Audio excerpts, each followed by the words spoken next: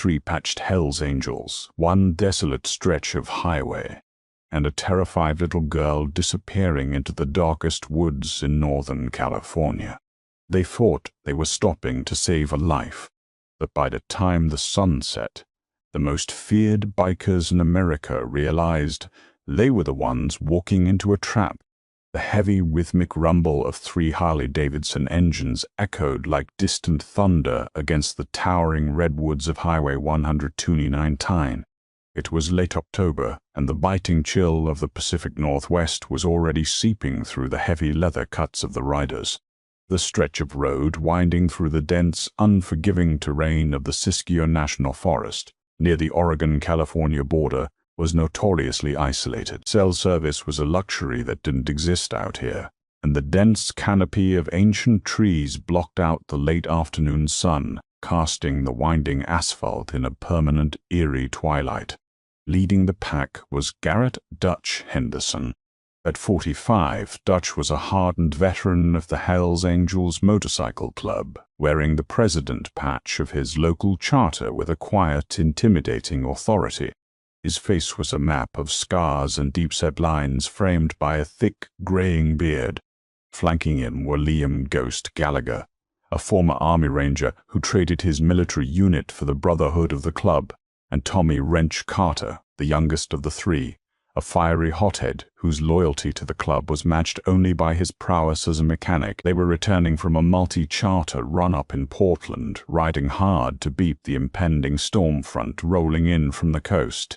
The plan was simple: keep the throttles open, hit the interstate by nightfall, and be drinking cheap whiskey in their own clubhouse by midnight. But the forest had other plans. As they rounded a sharp, blind curve banked by steep, moss-covered embankments, Dutch's sharp eyes caught a flash of unnatural white against the deep green ferns. He instinctively eased off the throttle, his gloved hand resting lightly on the brake lever. Standing on the narrow gravel shoulder, dangerously close to the asphalt, was a girl. She couldn't have been older than 10 or 11. She was wearing a filthy, oversized white t-shirt that hung off her frail frame like a ghost's shroud. Her bare feet were caked in dark mud and blood, and her blonde hair was a matted, tangled mess. But it was her posture that made Dutch's blood run cold. She wasn't just standing there. She was looking back over her shoulder into the impenetrable darkness of the tree line, her small body trembling violently. She looked like prey. Dutch wasn't a cop, and he certainly wasn't a Boy Scout. The Hells Angels lived by their own code, entirely separate from the laws of the society they rode through. But Dutch was also a father. He had a daughter who had just turned 12, safe and warm in a suburban house 300 miles away. The sight of this broken, terrified child standing alone in one of the most dangerous, predator-filled forests in the country struck a nerve deeper than club loyalty. Dutch raised his left fist into the air, the universal hand signal to halt. Behind him the roar of Ghost and Wrench's bikes geared down, the sudden deceleration popping and cracking through the exhaust pipes. They pulled onto the gravel, their heavy boots crunching as they kicked down their kickstands. "What's the holdup, boss?" Wrench yelled over the idling engines, flipping up the visor of his helmet. Then he saw her.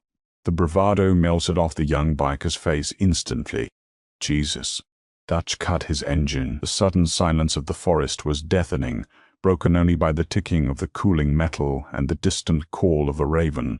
He dismounted slowly, holding his hands out, palms open, trying to make his towering, leather-clad frame look as non-threatening as possible.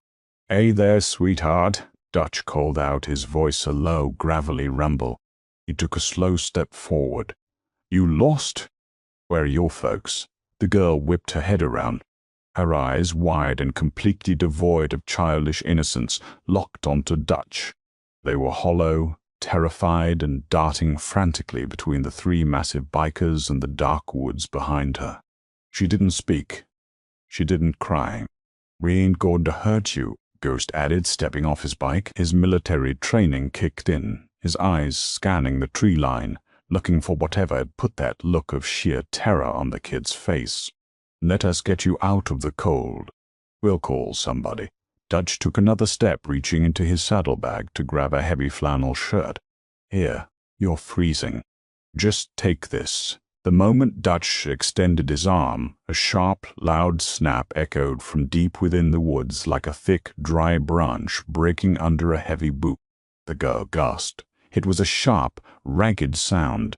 Without a single word, she spun on her bloody heels and bolted directly into the dense, dark thicket of the redwoods, disappearing into the shadows of the massive trunks. "Hey, wait! Wait!" Wrench shouted, taking a step forward. Dutch cursed under his breath. "Damn it! She's gonna freeze to death out there, or step into a ravine. Ghost, Wrench, we're going after her."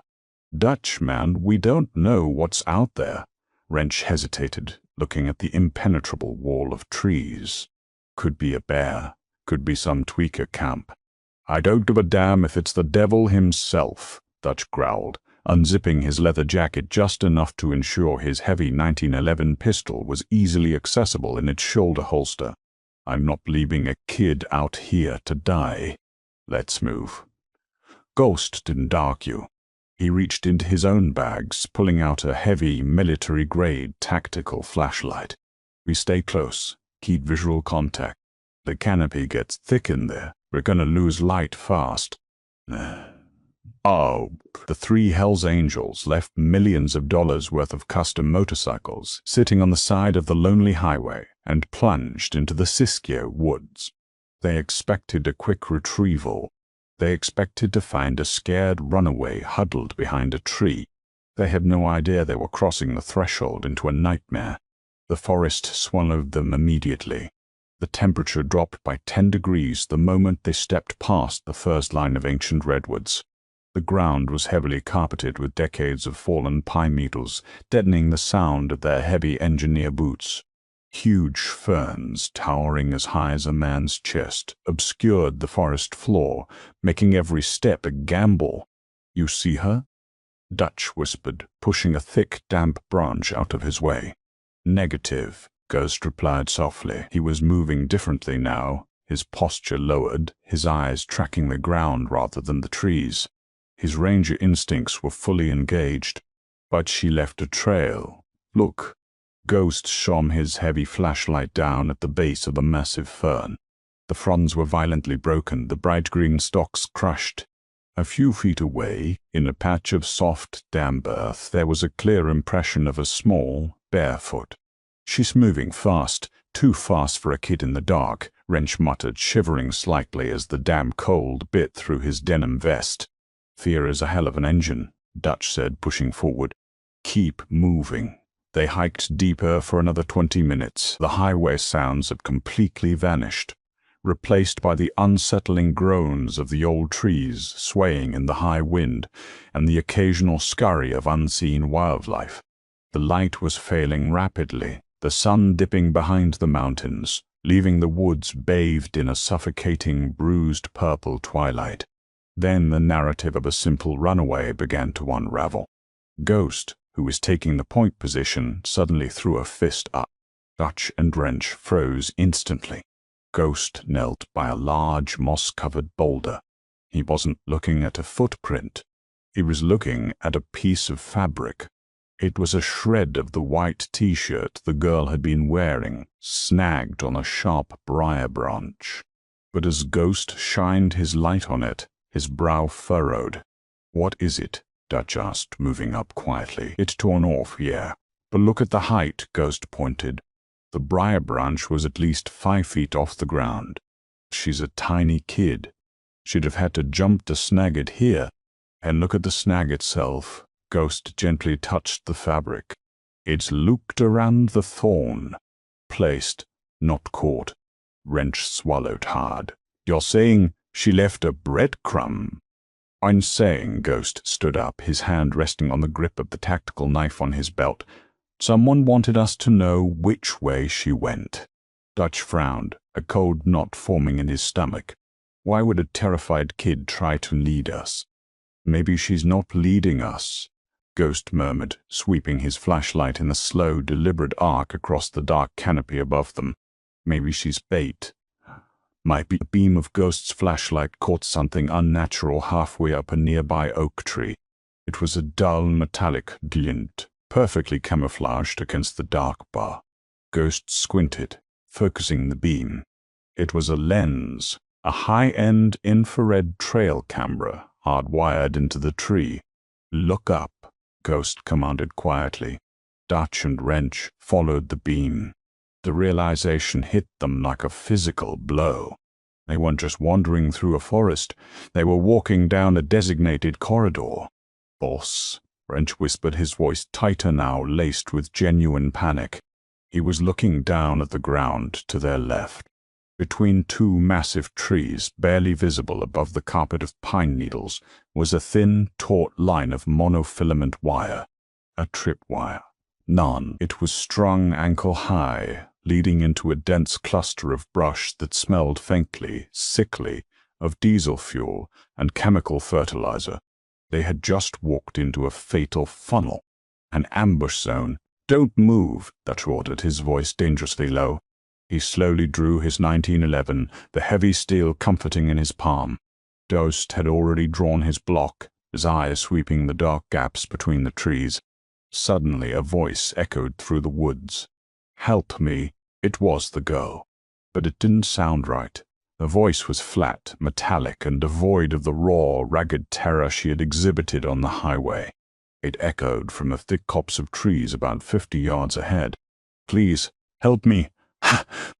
She called out again, the exact same intonation, the exact same volume. "It's a bullhorn or a PA system," Ghost whispered.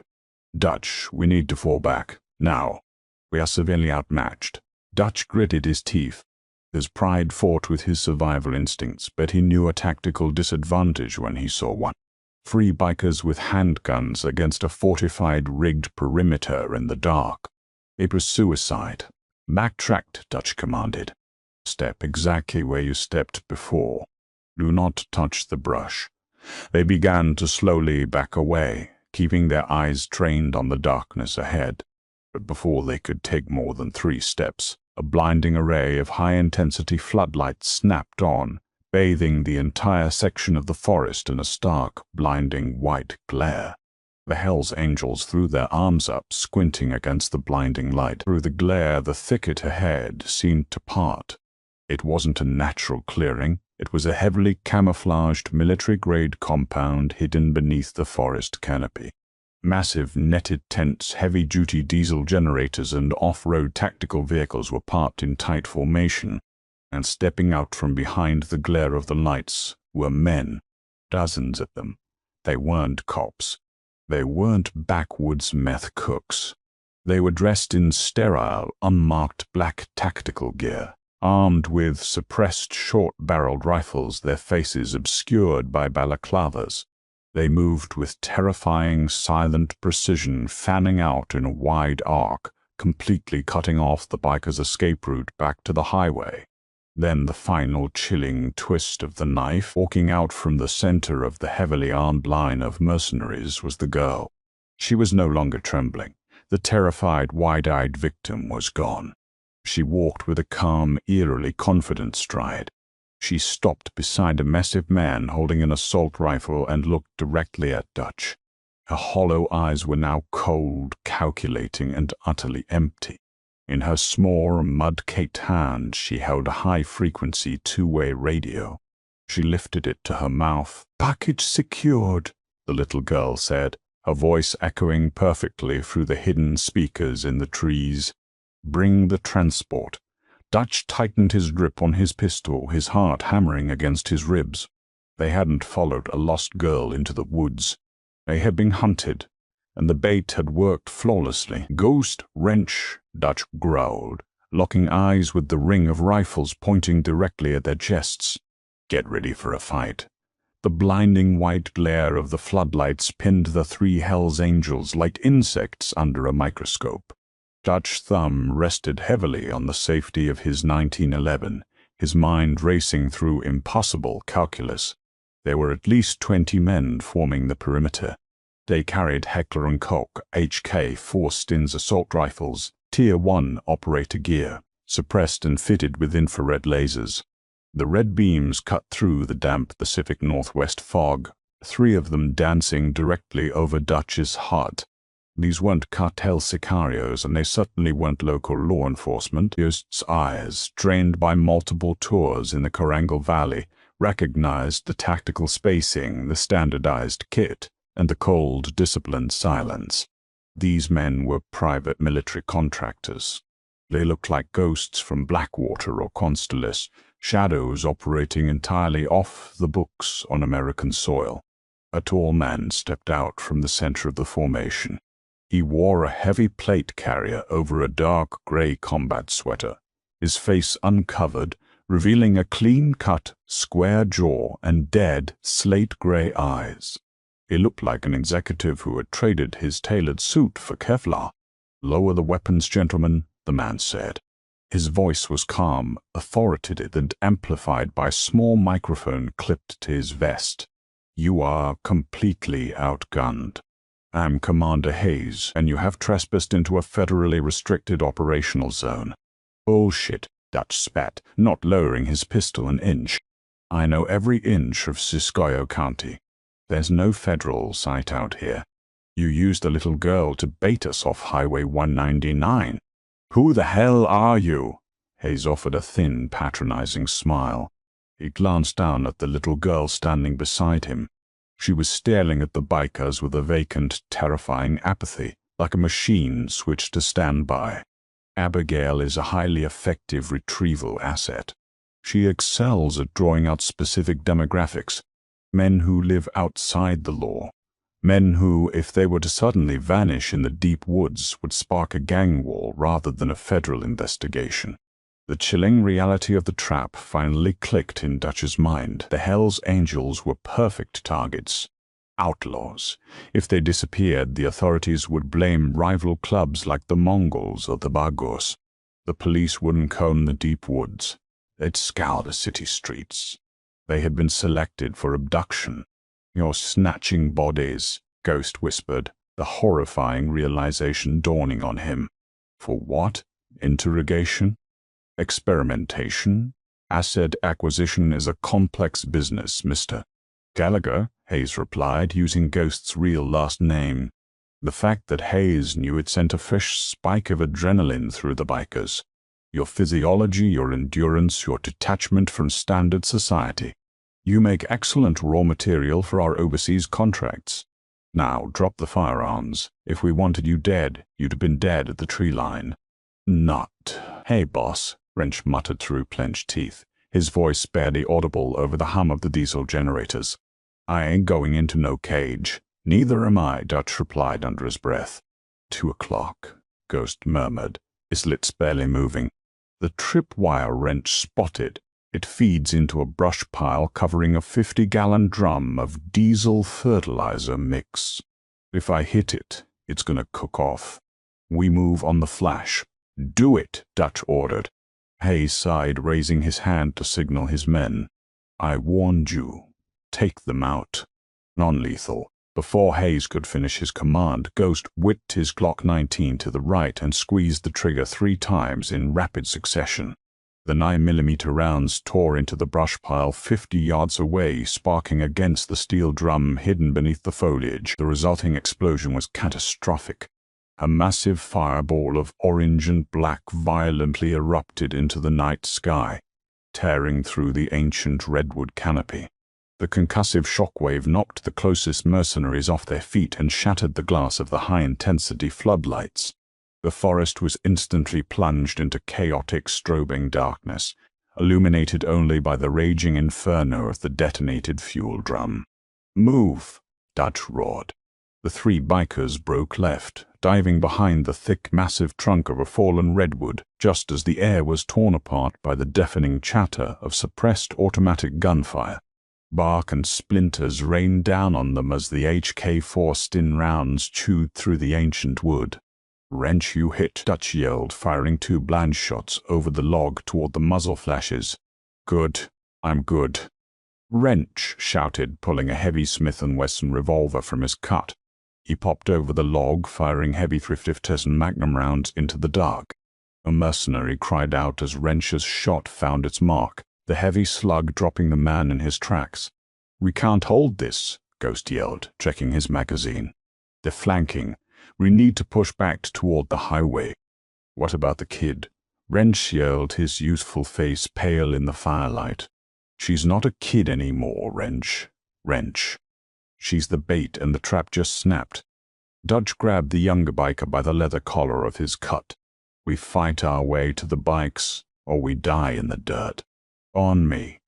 Ghost pulled a flashbang grenade from his surplus tactical pouch, a souvenir he always carried for worst-case scenarios. He pulled the pin, cooked it for a split second, and hurled it over the log. The blinding flash and deafening crack momentarily paralyzed the advancing mercenaries. The three Hells Angels broke cover, sprinting desperately through the treacherous fern-covered terrain, using the shadows of the giant trees as their only shield. The forest was a nightmare of shadows, smoke, and tracer rounds zipping through the darkness like angry hornets. Dutch pushed himself harder than he had in years, his heavy boots slipping on the damp moss. Behind them, the organized shouts of Hayes's men echoed through the trees, closing the distance. These men had night vision. The bikers only had adrenaline and desperation. Suddenly, a suppressed round zipped past Dutch's ear, burying itself into the tree beside him. A second round found its target. Wrench let out a choked gasp, his body violently spinning as a 5.56 round tore through his right shoulder. He hit the ground hard, tumbling down a steep, muddy embankment. "Tommy!" Dutch roared, sliding down the embankment after him. Ghost provided covering fire, dropping to one knee and placing 3 precise shots into the chest plate of a mercenary emerging from the brush. The man went down, wheezing. Ghost slid down the hill, grabbing Wrench's uninjured arm. "I'm hit, boss. I'm hit." Wrench groaned, his hands slick with his own blood. "You're not dying in the woods, kid." Dutch growled, ripping the bandana from his head and pressing it brutally hard into Wrench's shoulder wound. Wrench screamed, but Dutch didn't let up. Ghost grabbed his other side. "Heave." Together the two massive men hauled the wounded biker to his feet. They stumbled forward, entirely losing their bearings in the pitch-black maze of the Siskiyou National Forest. The swaggering Enfordist. Dogs were barking, now deep, aggressive snarls echoing through the timber. They had released hounds. As they breached a thick wall of briar patches, they suddenly burst into a small, moonlit clearing. And standing dead center in the pale light, completely alone, was Abigail. The little girl stood perfectly still, her hands by her sides. In the moonlight, her face was devoid of the manufactured terror she had worn on the highway. She looked at the three bleeding, exhausted bikers with cold calculation. She raised a small flare gun, pointing it straight up into the air. If she fired it, the mercenaries and the dogs would converge on them in seconds. "Don't do it, kid," Dutch warned, aiming his 1911 directly at the little girl. His hand shook. He was a hardened outlaw, a man who'd broken jaws and shattered bones, but looking down the sights of a heavy-caliber pistol at a 10-year-old girl made his stomach violently turn. "She's conditioned, Dutch," Ghost yelled over Wrench's groans. "She doesn't feel it. Shoot the gun." Abigail's finger tightened on the trigger. Dutch didn't shoot her. Instead, he lunged forward, closing the 10-foot gap in a heartbeat. He swatted the flare gun out of her hand just as it discharged, the bright red projectile ricocheting off the tree trunk and fizzling harmlessly into the wet mud. Dutch grabbed the girl by the shoulders, pinning her against a tree. "Why?" Dutch demanded, shaking her slightly. "Why are you doing this?" For the first time all night, the hollow robotic mask on Abigail's face cracked. A flicker of genuine, agonizing sorrow flashed in her eyes. "Because," she whispered, her voice trembling, "they have my little brother." The admission hit Dutch like a sledgehammer. She wasn't a monster. She was a prisoner, weaponized by leverage. Before Dutch could process it, the furious barking of a Belgian Malinois erupted from the brush behind them. Ghost spun around, kicking the massive attack dog square in the ribs as it leapt for his throat. "Dutch!" The highway. Ghost pointed through the trees. Less than 100 yards away, the faint yellow glow of the street lamps cutting through the fog illuminated the wet asphalt of Highway 199T. "We gotta go!" Ghost yelled, firing 2 rounds into the dirt to keep a second dog at bay. Dutch looked down at Abigail. He released his grip on her. "Run," he told her. "Run far away." He didn't wait to see if she listened. Dutch grabbed Wrench by the belt, hauling the bleeding biker over his shoulder like a sack of grain, and sprinted for the tree line. They burst out of the woods and onto the gravel shoulder, the cold highway air hitting their lungs like broken glass. The 3 custom Harley-Davidsons were exactly where they had left them, their chrome gleaming under the streetlights. Dutch dumped Wrench onto the passenger seat of his bagger, strapping the younger man's chest to his own back with a heavy leather belt to keep him from falling off. Ghost was already on his bike, the engine roaring to life with a deafening, thunderous boom that shattered the quiet of the night. As Dutch threw his leg over his bike and hit the ignition, the tree line erupted. Commander Hayes and a dozen mercenaries spilled out onto the gravel shoulder, raising their rifles. "Dump the clutch." Dump screamed. The rear tires of the heavy motorcycles spun violently, kicking up a massive cloud of gravel and smoke. They launched onto the asphalt just as the mercenaries opened fire. Sparks flew from the pavement as bullets ricocheted around them. 1 round pinged off Dutch's rearview mirror, shattering the glass. Another embedded itself into Ghost's saddlebag. But a Harley-Davidson Milwaukee 8 engine, when fully opened up, is a beast of pure, unrestrained power. Within seconds, the bikers were out of range, tearing down the winding mountain pass at 90 miles an hour, leaving the heavily armed kill squad fading into the fog behind them. Wrench survived. They bypassed the local hospitals, opting instead for an underground, mob-connected doctor in Oakland who didn't ask questions about gunshot wounds. It took 3 months for the young biker to ride again. But the Hells Angels do not forgive, and they do not forget. 4 weeks after the ambush, Dutch returned to Highway 199. He wasn't with just Ghost and Wrench this time. He rode at the front of a column of 50 fully patched members, heavily armed and thirsty for blood. They marched directly into the Siskiyou National Forest, prepared to wipe the PMC black site off the face of the earth. But they found nothing. The tents, the generators, the tripwires, the floodlights, all of it was gone. The forest floor had been meticulously raked and cleared. The massive burn scar on the trees from the diesel explosion had been aggressively sanded down and covered with synthetic bark. Commander Hayes, his private army, and the little girl named Abigail had vanished like smoke in the wind, leaving absolutely no trace of their existence. To this day, the local chapter of the 81 warns new prospects about the stretch of Highway 129 near the Oregon border. They tell them to keep the throttles pinned, to ignore the shadows, and to never, under any circumstances, stop for a little girl wandering alone in the dark. Because in the deep woods, the apex predators don't have fangs or claws. They wear Kevlar, they operate in silence, and they are always hunting. If this deep woods nightmare kept you on the edge of your seat, hit that like button and share this video to warn others about the hidden dangers lurking on lonely highways. Have you ever seen something unexplainable on a late-night drive?